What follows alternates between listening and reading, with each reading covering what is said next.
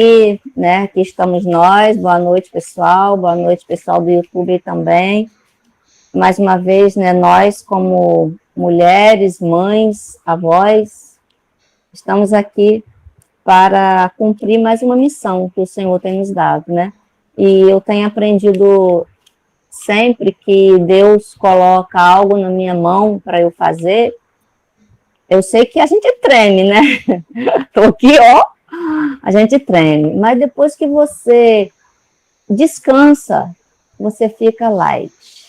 Fiz a minha parte e agora é o Espírito Santo que vai conduzir o restante, né? Então, hoje nós estaremos falando o capítulo 16, 17, 18, 16, 17, 18 e 19, né?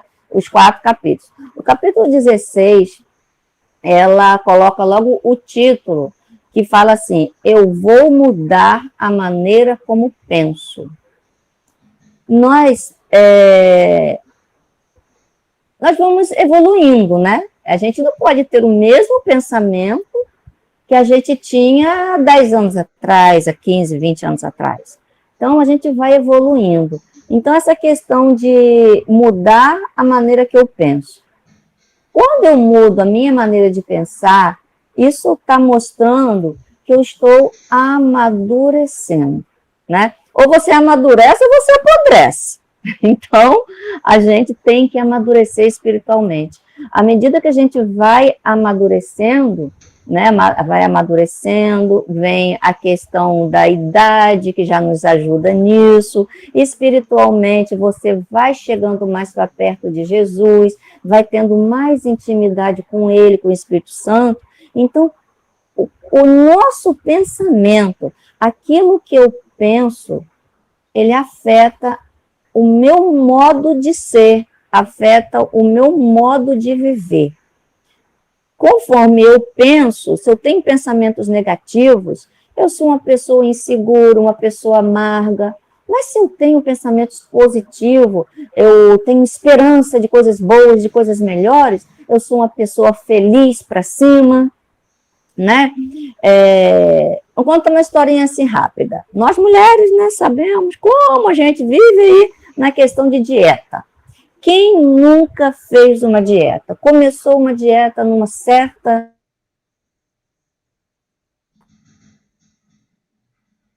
Sim, pode. Então, vamos nós. Eu estava falando, né, que quando a gente está lá fazendo aquela dieta e que a gente acha que a gente está indo bem, de repente vem aquele pensamento negativo e faz o que com a gente? Nos derruba, aquela esperança inicial que a gente tinha, aquele pensamento, vem um pensamento, ai, tá vendo? Não vou conseguir, eu queria 3 quilos, só consegui umzinho. Então, a gente tem que valorizar, eu consegui né? Eu consegui então eu vou conseguir. Aí vem aquele sentimento de fracasso, eu sabia que isso ia acontecer, comigo é assim, nada dá certo. Então, são pensamentos negativos. Aquilo que a gente pensa, ele reflete na minha maneira de viver, né? Como você se vê quando você se olha no espelho? O que ou quem você está vendo no espelho? Uma mulher linda, maravilhosa, uma mulher fracassada, né? Depende muito de como eu me vejo. Vou contar uma coisa para vocês. Nessa pandemia agora, a gente não está dentro de casa, mal vai na esquina, né? Não estou usando salto. Domingo, queria ir na igreja, me arrumei, linda, maravilhosa, e vou lá e boto um saltão, Anabela. Gente, eu parecia que eu estava andando de perna de pau. E eu falei, Marcelo, me segura aqui que eu esqueci como é que anda de salto. E ele teve que me dar o braço para eu andar dentro de casa, para eu me readaptar como andar de salto, porque eu fiquei 10 meses, sei lá quantos meses a gente já está, sem andar de salto. Então, são coisas que a gente precisa no nosso dia a dia. E olha o que aconteceu. Ele fez o que para mim? Ele me botou lá em cima. Não, você vai sim. Gente, você fica tão bonita de salto, você tá bonita, você tá arrumada, tá bonita, tá linda. Então te joga lá em cima e você prossegue. Porque quando você tem alguém que, né, que incentiva, nós precisamos disso. de alguém que te coloca para cima. E não, então tá feito, bota a rasteirinha e vai, né? Mas não, ele fez o quê? Me incentivou. Tem um versículo em Isaías 30, o verso 18, ele fala assim: no entanto, o Senhor continua esperando, porque Ele quer ser bondoso e ter compaixão de vocês, pois Ele é Deus que faz o que é direito. Felizes são aqueles que põem sua esperança nele. A nossa esperança tem que estar em Deus. Os nossos pensamentos têm que estar em Jesus, para que Ele venha trazer coisas boas para o nosso corpo. Porque se a gente tem pensamentos negativos, pensamos em coisas ruins, o nosso corpo sente. A gente vai ter um estresse, vai ter uma doença causada por um pensamento negativo, coisa ruim. O verso 21, que para mim é uma promessa maravilhosa de Deus para nós, Isaías 30, o verso 21, diz assim: se vocês se desviarem do caminho, indo para a direita ou para a esquerda, ouvirão a voz dele através de vocês dizendo: o caminho certo é este, ande nele. Ouvirão a voz de quem? A voz de Deus.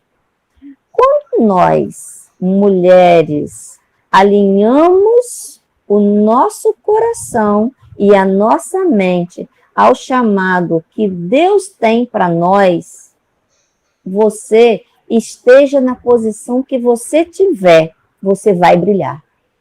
Porque você está alinhada, o seu pensamento, o seu coração e Deus. Então, você brilha onde Deus colocar você. O que você tem que fazer? Você só tem que se colocar à disposição de Deus e falar: Senhor, eis-me aqui. Você faz a sua parte, é claro, a gente estuda, a gente vai pesquisar, a gente vai estudar, vai preparar alguma coisa para oferecer ao Senhor e que edifique vidas. Então, esse versículo 21 aqui, quando eu me coloco à disposição de Deus, né, Ele me mostrará o caminho.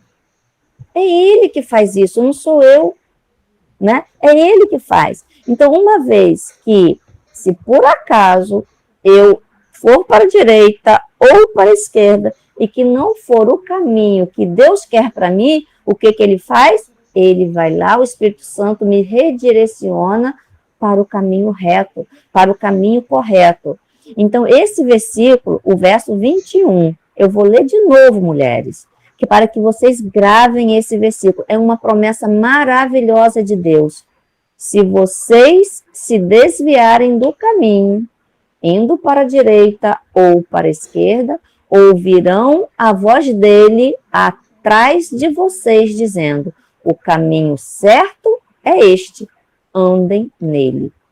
Então, essa promessa, para que você desfrute dessa promessa de Deus, você tem que estar com o seu pensamento, né? O título é: eu vou mudar a minha maneira de pensar, ou como eu penso. Alinhar o seu pensamento, a sua mente e o seu coração com a vontade de Deus. Deus, Ele olha para a gente, nós, não só nós, eu estou falando para mulheres, então, nós, mulheres, né? Deus, Ele vê a gente de uma forma tão diferente do que o outro ser humano vê. Deus nos vê de forma cristalina. O ser humano, ele olha para a gente julgando, olhando as nossas falhas, as nossas inseguranças. Deus não. Deus, ele te vê assim, ó, claramente, né? Ele te vê sem defeito, porque nós fomos criados sem defeito. Então, quando o pecado veio e embaçou, o sangue de Jesus limpou, porque nós aceitamos Jesus. Então, uma vez que eu tenho Jesus na minha vida, eu estou limpa de novo desse pecado, estou limpa do pecado. E Deus, quando olha para mim, ele me vê lá, aquela lá é minha serva. Ele olha para a gente de uma forma tão transparente, tão cristalina, que os nossos pensamentos, se vier alguma coisa negativa, alguma coisa ruim, clame ao Senhor, busque ajuda. E não existe melhor ajuda do que pedir ao Pai, ao nosso Criador, né? Romanos 12, 2, né, é um versículo também que todas nós conhecemos de cor salteado, mas existe algumas traduções que deixam tão claro essa forma da gente entender esse verso de Romanos, que quando o apóstolo Paulo, né, ele falou nessa versão, nessa tradução que eu digitei, ele fala assim: não se amoldem, ou seja, não se toma a forma, né, dos padrões do mundo. Então, não devemos nos amoldar pelos padrões que o mundo mostra para a gente, mas transformem-se pela renovação da sua mente, os seus pensamentos. Por isso que eu falei no início, que nós temos que mudar a nossa forma de pensar à medida que a gente vai amadurecendo. Voltando para o versículo que eu não completei, que ele diz, transforme-se pela renovação da vossa mente, para que sejam capazes de experimentar e comprovar a boa, agradável e perfeita vontade de Deus, né? Nós sempre falamos que a vontade de Deus é boa, perfeita e agradável, que a vontade de Deus é boa, perfeita e agradável. Nós já até decoramos isso, mas quando a gente pega uma tradução com essa clareza aqui, parece que a gente toma uma posse de algo tão diferente, de saber que eu tenho que me renovar a cada dia. E essa busca, essa transformação do nosso coração e nossa mente é uma coisa constante, é um processo. Lembra-se que a gente de vez em quando diz que nós somos e nós estamos em obras? Então, Deus nos fez, e esse processo nosso de amadurecimento mostra que nós somos uma obra ainda inacabada. Porque a cada dia, a cada momento, nós vamos nos moldando, nos aprimorando e crescendo na presença do Pai. Tem outro versículo também que eu gostaria de estar trabalhando, que é o Salmo 139, também bem conhecido da gente, né? Os versos do 13 a 16. Que ele fala assim: tu criaste cada parte do meu corpo, tu me formaste na barriga da minha mãe. Vou parar aqui um pouquinho. Quando Deus nos criou, ele sabia, ele me criou, claro, todas nós fomos criadas pelo Criador, né? E ele fez o nosso corpo, cada um de nós tem o seu corpo diferente. Por quê? Vem trazendo do DNA dos pais. Na minha família, nós somos 4 irmãs. E todas 4 têm praticamente o mesmo corpo. Todas elas. É o mesmo estilo de corpo. Talvez 1 centímetro ou 2 de diferença de altura. Então, Deus, quando nos forma, ele já vem puxando daquele DNA de pai, de mãe, de avó. Ele me formou na barriga da minha mãe. Ele me viu quando eu era ainda um embrião. É um embrião. Às vezes, Giovana, quando está aqui comigo, eu boto aquele hino Aos Olhos do Pai, e a gente vai cantando. Aí, como eu boto no YouTube, né, e pego as imagens, aí aparece a imagem, né, da mulher grávida, né, aos olhos do pai e tal. Aí ela vai e fala, eu, Giovana, na barriga de mamãe. Aí eu falo, você estava na barriga de mamãe. Então, Deus, ele me formou na barriga da minha mãe. Isso aqui é Davi falando. Aqui, e completando o versículo, ele louva a Deus, eu te louvo porque me fizeste de um modo especial e admirável. tuas obras são maravilhosas. Né? Eu sou uma obra maravilhosa de Deus. Você é uma obra maravilhosa de Deus.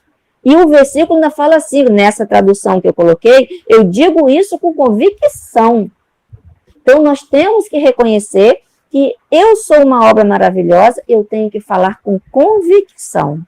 Completando ainda o versículo, ele fala, os meus ossos não estavam escondidos de ti quando em secreto fui formado.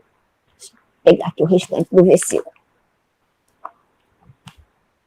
Os teus olhos viram o meu embrião. É naquela tradução antiga que fala assim, os teus olhos viram uma substância ainda informe. Eu não tinha nem forma, né? Nós não tínhamos forma, mas Deus nos viu lá no útero da nossa mãe. E ali, todos os dias que foram determinados para nós vivermos, já foram escritos lá no livro dele, antes que qualquer um desses dias ainda nem existisse. Então, é muito bom a gente pensar nessa verdade desse versículo do Salmo 139, nesse tempo, porque o Deus soberano, o Deus do universo, que é Deus sobre todas as coisas, Criador dos céus e da terra, ele se preocupa comigo. Ó, coisinha desse tamanho aqui. E ele nos vê todos os dias. Ele pensa em mim todo momento. Quando eu falo mim, irmãs, eu estou falando nós, né? Ele pensa em nós todos os dias. Ele olha para nós. Olha minha filha como hoje está até aqui de coisa para fazer. Então, para um pouco, desacelere, respira, busca, conversa um pouquinho com o Espírito Santo e prossiga. Se vamos viver como mulheres maravilhosas neste mundo, o nosso chamado aqui nesse tempo é para que o nosso pensamento é um pensamento de mudança a cada momento da nossa vida. A cada momento. Nós temos que estar buscando coisas boas, pensando coisas boas nos nossos pensamentos. Quando você está sobrecarregada, o que você faz? Nesse seu processo de crescimento, de amadurecimento. Hoje eu estou até aqui, estou sobrecarregada, estou cheia, não aguento mais, é tanta coisa para fazer, roupa para lavar, é filho para ver, não sei o quê, e eu tenho que dar conta do meu trabalho, eu sou profissional, sou mãe, sou esposa. Ufa! Seu pensamento te leva para onde? Nesse momento de sobrecarga. Pensa nisso. Vou deixar vocês, no final do capítulo 16, com essa pergunta. Para onde o seu pensamento vai no seu momento de sobrecarga? Capítulo 17. Graciete, posso ir prosseguindo direto ou a gente para? Pode. Capítulo 17, ele...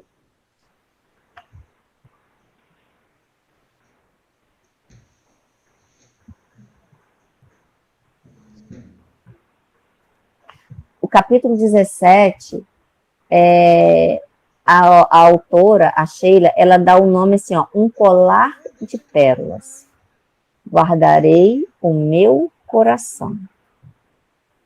Provérbios 4, o verso 23, o escritor, que cremos que tenha sido Salomão, que escreveu também esse aqui, o 4, né, que a maioria dos provérbios foi ele que escreveu. Acima de tudo, guarde o seu coração, pois dele depende toda a sua vida. Em outra tradução, fala assim, guarde o seu coração, pois dele procede as saídas da vida. Né? Então, é do coração que depende toda a nossa vida. Aqui, nessa questão de guardar o coração, ela trabalha as 7 igrejas da Ásia, as igrejas do Apocalipse. E E quando João, né, ele recebe a revelação, né, que o anjo revelou para João, para que ele escrevesse as igrejas da Ásia, está lá no capítulo 2 e 3 de Apocalipse. Eu vou dar uma pincelada em cada igreja assim. E aqui nós vemos que quando ele fala ao anjo da igreja tal, a gente vai pegar esse anjo aí e vai colocar nós, filhas, nós, servas, nós, líderes, né?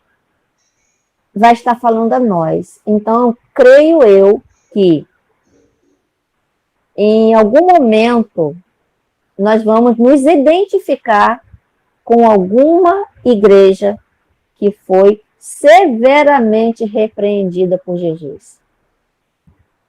Deus acusa a igreja de Éfeso, lá no capítulo 2, no verso 4 de Apocalipse, ele acusa de abandonar o primeiro amor. Será que isso também não acontece muitas vezes com a gente? A gente vai se esfriando na fé, a gente se enche de tantas coisas para fazer e que a gente esquece, muitas vezes, de dar prioridade ao Espírito Santo, de dar prioridade a Jesus em nossa vida. E a gente se esfria de tal forma que a gente deixa de lado o nosso primeiro amor. Muitas vezes estamos na atividade da igreja, estamos fazendo a coisa certa, estamos ministrando, estamos levando a palavra, mas falta paixão, falta fervor. Aquela paixão do primeiro encontro com Jesus, aquele fervor, né? A igreja, ela pode até estar cheia, estar bem sucedida, mas cadê o calor, a alegria, o fervor por Cristo e pelos outros? O coração, muitas vezes, não está enganjado, né? Estamos fazendo porque eu estou acostumado a fazer. E não é isso que Deus quer, que a gente se acostume uma vida espiritual.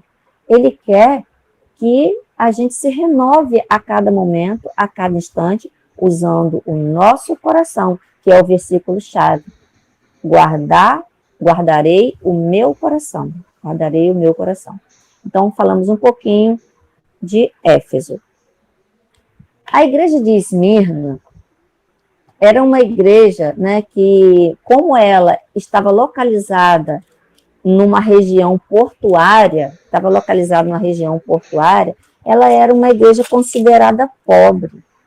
Cristo fala, né, fala lá no caso das perseguições, era uma igreja, a igreja de Esmirna era uma igreja pobre, ela sofria perseguições, e essas perseguições não era uma perseguição por algum ideal, era uma perseguição por servir a Cristo.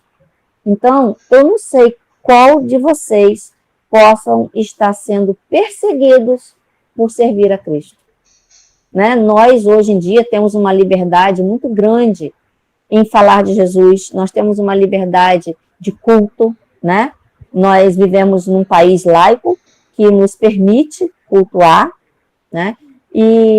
Mas muitas vezes, dentro da nossa família, nós temos essa perseguição por servir a Jesus.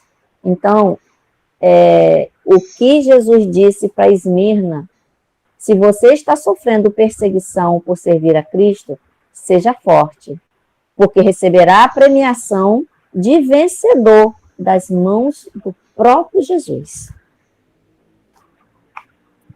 Quando João recebe a visão e vai falar à igreja de Pérgamo, essa igreja era uma igreja que era fiel a Cristo.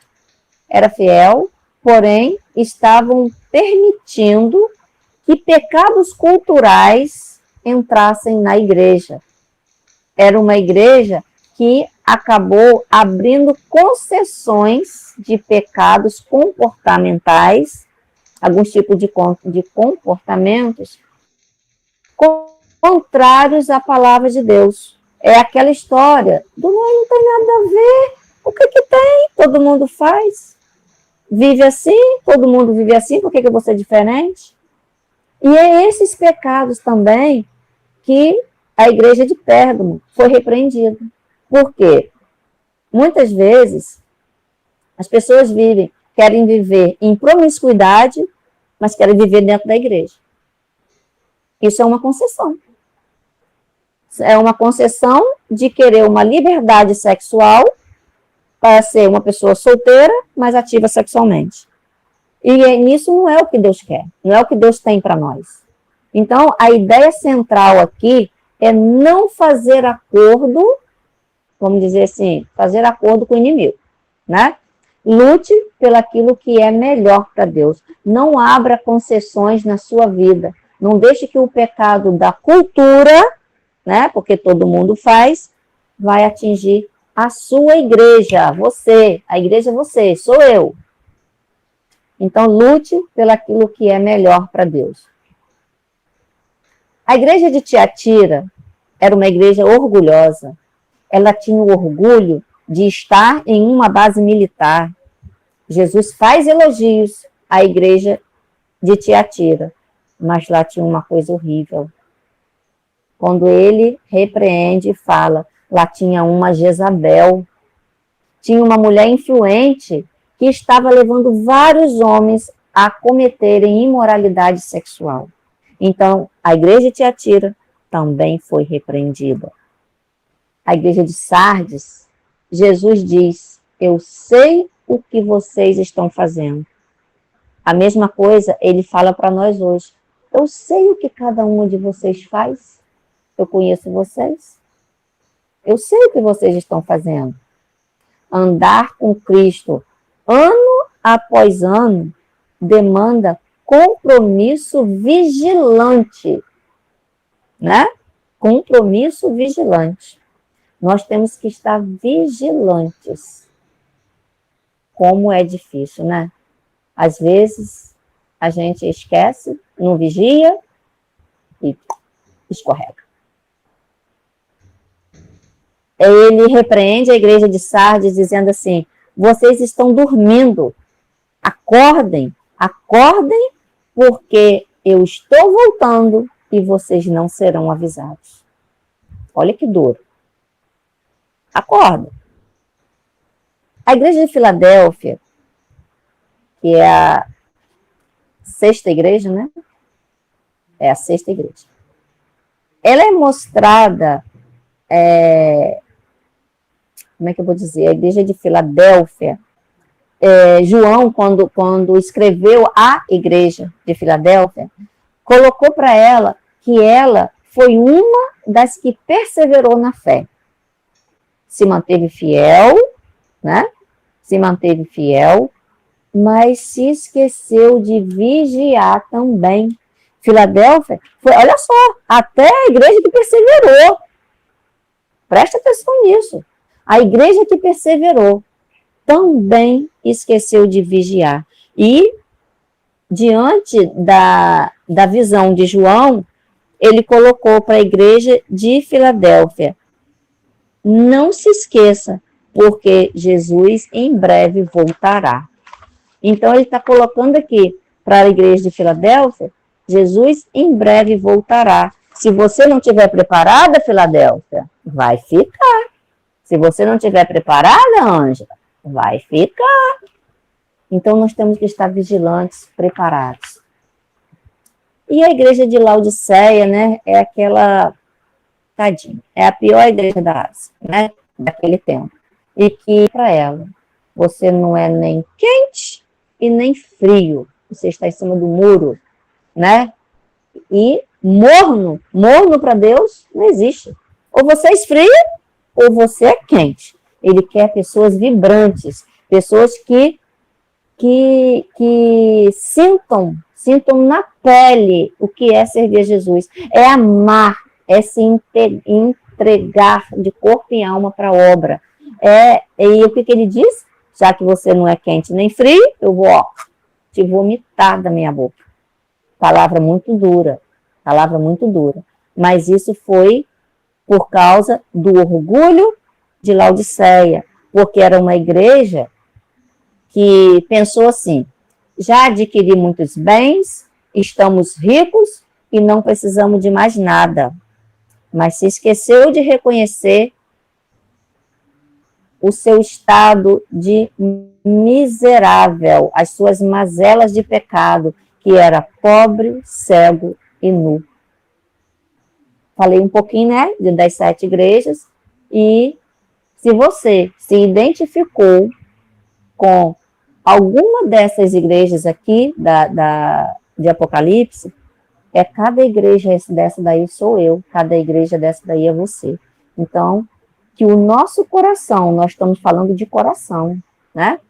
Que o nosso coração, ele possa estar totalmente enganjado enquanto oferecemos a nossa vida a Ele, nossa vida a Deus. Deus não quer nós super ocupados, super atarefados, cheios de atividade na igreja.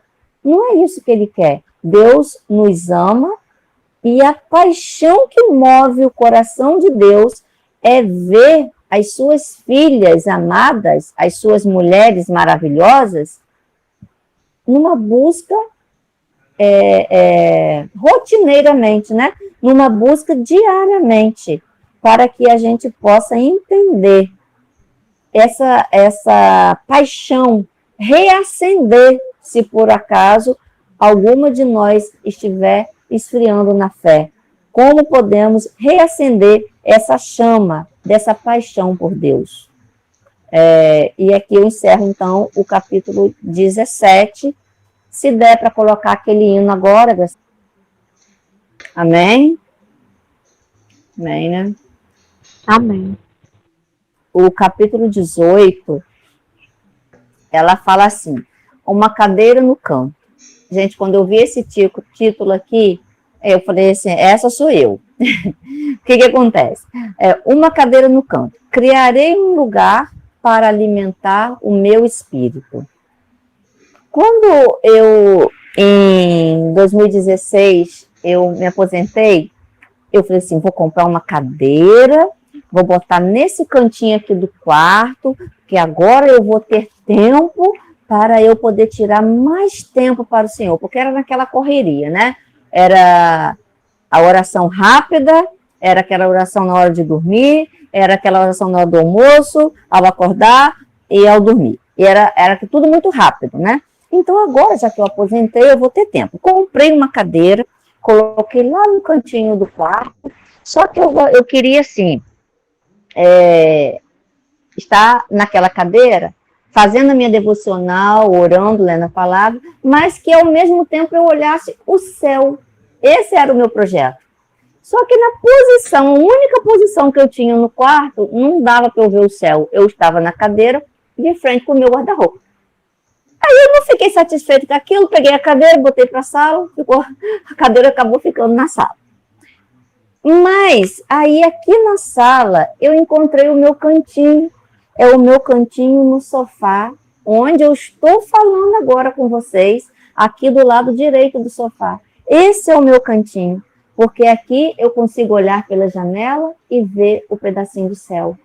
Era isso que eu queria, um lugar para alimentar o meu espírito, a minha cadeira. Então hoje o meu lugar é aqui. Vou contar para vocês uma experiência que eu tive há uns anos atrás. Nós fomos a Muriaé para poder, a gente era envolvido com os encontros de casais, e a gente foi a Muriaé para ministrar no encontro de casais lá. E chegando lá, fomos recebidos numa família, numa casa, que levou a gente para dormir, né? Já acabou lá à noite, já fomos direto para casa. Chegamos, já direcionaram o lugar que a gente ia ficar, que a gente ia dormir, e passamos a noite bem, graças a Deus. Na manhã seguinte, o casal, o anfitrião, que nos recebeu, começou a mostrar a casa para nós. E era uma casa muito boa, uma casa grande, 2 andares, tal. E levou a gente lá em cima, mostrou os quartos das filhas, tinham 3 filhas, e voltou e veio dizendo aqui, lá, aquele negócio da casa, mostrou tudo. Aí tinha uma portinha, sabe assim, debaixo da escada, que aquele vão que fica, as pessoas sempre aproveitam aquele espaço, né? Só que a escada deles era uma escada tão ampla, tão alta, tão grande, que não era nem um cantinho, era como se fosse um quarto, um cômodo. E falou assim, falou pra gente assim, abre a porta, aqui é o melhor lugar da casa, que era minúsculo. Quando eu abri aquela porta, gente, era um ambiente, eu fecho os olhos, eu consigo descrever aquele local. Ali era o cantinho a sós com Deus daquela família. Era aquele cantinho, ali não era só uma cadeira no canto, ali era o canto todo. Ali tinha estante com bíblias para várias versões, várias traduções, se quisesse ler. Tinha almofadas no chão, uma cadeira branca confortável, tudo pintadinho de branca, cortinas brancas, era um pedacinho do céu. Realmente, ali era o melhor lugar da casa, sim. Lá em Muriaé, na casa dos nossos amigos, que não precisa falar nome. Hoje, a gente chamaria isso de quê? Do quarto de guerra. Então, hoje, é o quarto de guerra deles lá. E nós, mulheres guerreiras, precisamos ter o nosso quarto de guerra. Seja uma cadeira no canto, seja um cômodo, seja até, como diz a Sheila Walsh no livro, né? Que é aquele lugar que dá descarga. Tem gente que é só ali que consegue. Não tem. É tua gente andando por lá de casa que só consegue um minutinho para estar a sós com Deus é no banheiro, né? Mas vou contar não, né? Vou ler na palavra de Deus como Jesus priorizava o seu tempo com Deus. E é isso aqui que a gente quer trabalhar, o exemplo de Jesus. Uma cadeira no canto, eu criarei um lugar para alimentar o meu espírito. E Mateus 14, nós vamos estar lendo os versículos 22 e 23, mas vamos também comentar do 13 até o 21, para que vocês entendam bem todo o dia de Jesus, como foi naquele dia o que aconteceu. Mateus 14, tá? Logo começa relatando a questão da morte de João Batista, né? E o do 13 em diante fala que Jesus alimenta a multidão. Foi um dos seus milagres. E o que aconteceu aqui? Jesus saiu dali, logo depois que ele soube da morte, que os seus discípulos foram lá, pegaram o corpo de João e sepultou o corpo de João. Ao saber desse acontecimento, Jesus, ele pegou um barco e foi sozinho procurar um lugar de lago. Mas vocês imaginem Jesus no barco, Jesus vindo e aquela multidão o seguindo por terra, porque as pessoas queriam estar perto dele. Aquele povoado, as pessoas estavam sedentas. Aí, imagina Jesus, ele foi no barco, quando ele desceu lá já estava a multidão esperando por ele. Jesus, ao ver aquela multidão, teve pena daquelas pessoas e ali ele curou aqueles doentes, aquelas pessoas que estavam em busca de cura física, de cura espiritual. Jesus ali ministrou.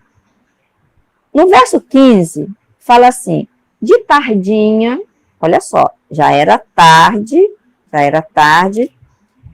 os discípulos chegam perto os apóstolos chegam perto de Jesus e diz assim: mestre, já está tarde, esse lugar é deserto, mande essas pessoas embora, a fim de que eles cheguem a tempo ainda em algum povoado para comprar alguma coisa para comer.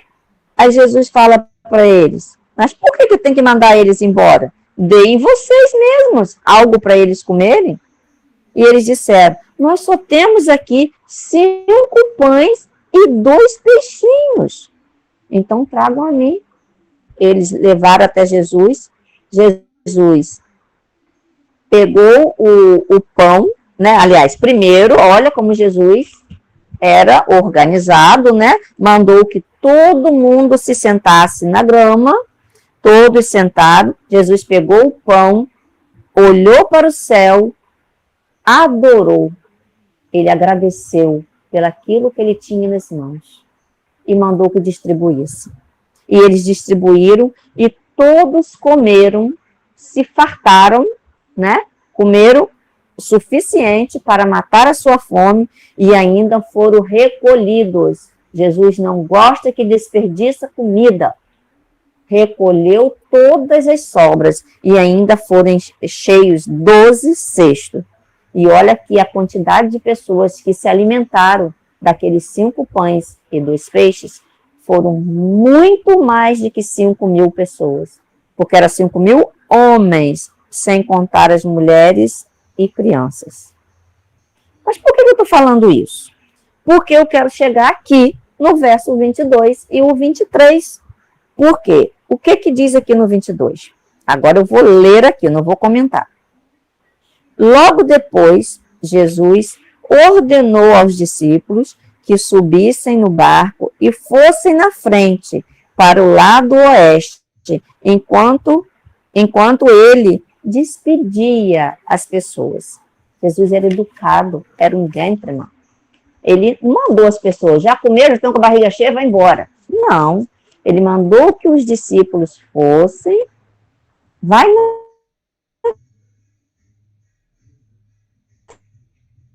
Ai, continua. Pode prosseguir. Qualquer coisa vocês me interrompem aí. Tá. Então, eu estava falando que Jesus, até Jesus, que era Jesus, precisava de um tempo a sós com o Pai. Né? Jesus, ele é o nosso exemplo. Ele é o nosso exemplo. Depois dele trabalhar duro naquele dia, que foi um dia que ele fez muitos milagres, ele curou doentes, ele alimentou a multidão, alimentou a alma e o corpo daquelas pessoas. Ele precisou tirar um tempo a sós com o Pai. Sabe por quê? Porque ele sabia o que ele iria enfrentar nos próximos dias, que era a crucificação. E nós, mulheres maravilhosas, será que estamos seguindo o exemplo do nosso mestre? Tirando um tempo a sós com o nosso Pai, para recarregar as nossas baterias, crucificando diariamente o nosso eu, buscando a paz que Cristo dá, conforme também está relatado aqui no capítulo 14, lá no verso 27. Nós também precisamos desse tempo. Por isso que o título aqui desse capítulo é Uma Cadeira no Campo. Então, que a gente também possa tirar um tempinho do nosso dia para poder estar a sós com o nosso Pai. Em João 16, o verso 33, Jesus diz assim: em mim tereis paz. Mas não é a paz que o mundo dá, porque neste mundo tereis aflições. Mas tem de bom ânimo, eu venci, e vocês vencereis também. Filipenses 4, versos 6 e 7, diz assim: não andeis ansiosos por coisa alguma, a paz de Deus que vai muito além. Tudo bem? Tudo bem. Estão ouvindo, gente? Sim. Tá. É o verso... Sim. O Filipenses 4, versos 6 e 7. Não andais ansiosos por coisa alguma. A paz de Deus, que vai muito além, guardará o coração e a mente de vocês. Tome decisão, tome uma decisão hoje, mulher. Tome uma decisão de separar um tempo do seu dia para estar silenciosamente com o Pai, alimentando o seu espírito. Alimentando o seu espírito. Nós alimentamos o corpo, o nosso espírito também precisa ser alimentado. Não espere uma crise chegar para te revelar que você está faminta espiritualmente. Se fortaleça diariamente, se alimentando da oração e da palavra. João 8,32, Jesus disse: e conhecereis a verdade, e ela vos libertará. Que verdade? De que verdade Jesus está falando? O que é a verdade? Onde buscá-la? Nós temos uma forma de descobrir essa verdade. Nós já sabemos que a verdade é a palavra de Deus, né? Mas para que a gente possa entender, nós temos que estudar essa palavra. Nós temos que estar lendo essa palavra diariamente. Nós temos que ser humildes para perguntar, caso não entenda alguma passagem. Não fique com dúvida, se liberte da dúvida, porque a dúvida não provém de Deus. Então, busque um tempo para você com o seu Pai que está nos céus, porque só Ele pode te alimentar, alimentar o seu espírito. Creio eu que todo mundo já ouviu essa frase: você é o que você come. Então, se para o nosso corpo físico, eu sou aquilo que eu como, se eu como alimentos saudáveis, eu tenho um corpo saudável, espiritualmente também. Se eu não me alimento, espiritualmente, eu vou morrer por inanição. Eu vou morrer por não estar alimentada espiritualmente. Mas o nosso Pai, Ele prepara diariamente um cardápio alternativo de refeições saudáveis para suas filhas.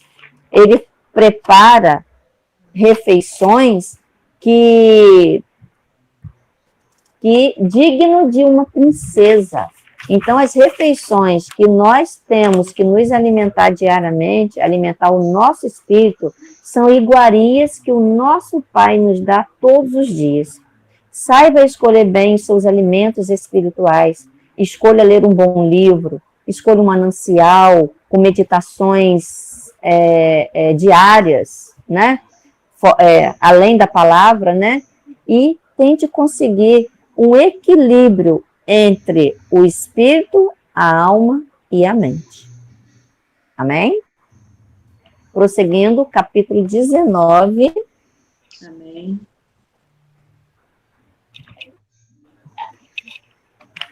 Tênis de corrida. Vou honrar o meu corpo. Mateus 6, no verso 25 a 27, Jesus diz assim, olha o que Jesus nos diz. Não se preocupe com a sua própria vida, quanto ao que comer ou beber, nem com o seu próprio corpo, quanto ao que vestir. Não é a vida mais importante que a comida e o corpo mais importante que a roupa? Observe as aves do céu, não semeiam, nem colhem, nem armazenam em celeiro, contudo o Pai Celestial as alimenta. Não tem vocês muito mais valor do que elas? Quem de vocês, por mais que se preocupe, pode acrescentar uma hora que seja a sua vida? Mulheres, que ensinamento difícil é esse de Jesus para nós mulheres? Que ensinamento difícil. Imagine eu, que gosto de planejar, ponderar, fazer as contas, medir, pensar se vai agradar a todos. Vejam só. Melhorou. Estão ouvindo? Então, eu estava falando da questão que Jesus pede para não se preocupar. Ele fala aqui, o título é Tênis de Corrida, Vou Honrar o Meu Corpo. E aqui começa contando, né, o Mateus, o evangelista, né, em 6, do 25 ao 27, isso que eu já li, que Jesus fala, não se preocupe com a sua própria vida, quanto que vai comer, vestir e tal. Jesus, ele vem e, para nós mulheres, não se preocupar com algo, o que Jesus está querendo dizer com isso? Afinal de contas, ele quer dizer o quê? Que eu devo cruzar os braços e deixar a vida me levar?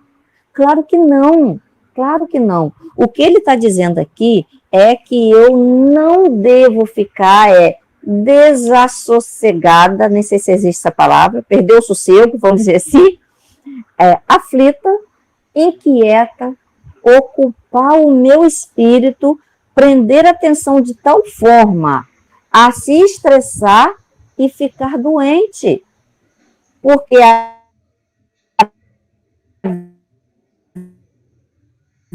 ele. Mas nós temos as nossas responsabilidades e devemos, como seres humanos, e devemos fazer a parte que nos cabe, honrando a Deus, com o nosso corpo, né? Cuidando do nosso corpo, de que forma? Sendo asseado, vestindo adequadamente, nos alimentando, fazendo exercício físico, quando puder. Qual de nós, mulheres, quem de nós não se preocupa com a aparência? E o peso? E o peso? Todo mundo aqui está satisfeito com o peso? Então, quem aqui não já começou dieta? Lembra lá do início que eu já falei? Que a gente começou e depois tal. Eu aqui, eu já fiz vigilante do peso, dieta da sopa de repolho, Herbalife, dieta com endocrinologista, com nutricionista, enfim. Com 1,54 m, eu tinha 68 quilos. Então, eu queria, porque eu queria emagrecer. Enfim, eu tive que fazer uma dieta forçada por causa da minha saúde. Aí eu emagreci. Depois de tanto lutar com tantas as coisas, mas hoje eu estou com 55 quilos. Mas toda manhã, o que eu faço? Me alimento saudavelmente, boto o meu tênis, faço a minha caminhada, faço alguns exercícios de pilates, alongamento, e aí sim eu estou pronta para começar o meu dia. Deus quer que a gente busque uma alimentação saudável, conciliada a exercícios, né, claro, algo que a gente consiga fazer, né, possa fazer. Devemos honrar a Deus com o nosso corpo, pois Ele é a morada do Espírito Santo. Nós temos que ser felizes com o corpo que temos, porque foi Ele quem nos criou. Temos que ser felizes com o nosso corpo, temos que fazer a nossa parte, que nós possamos ser mulheres fortes, mulheres que estejam em paz, que ame a Deus com todo o coração, com nossa força e com nosso entendimento. Amém?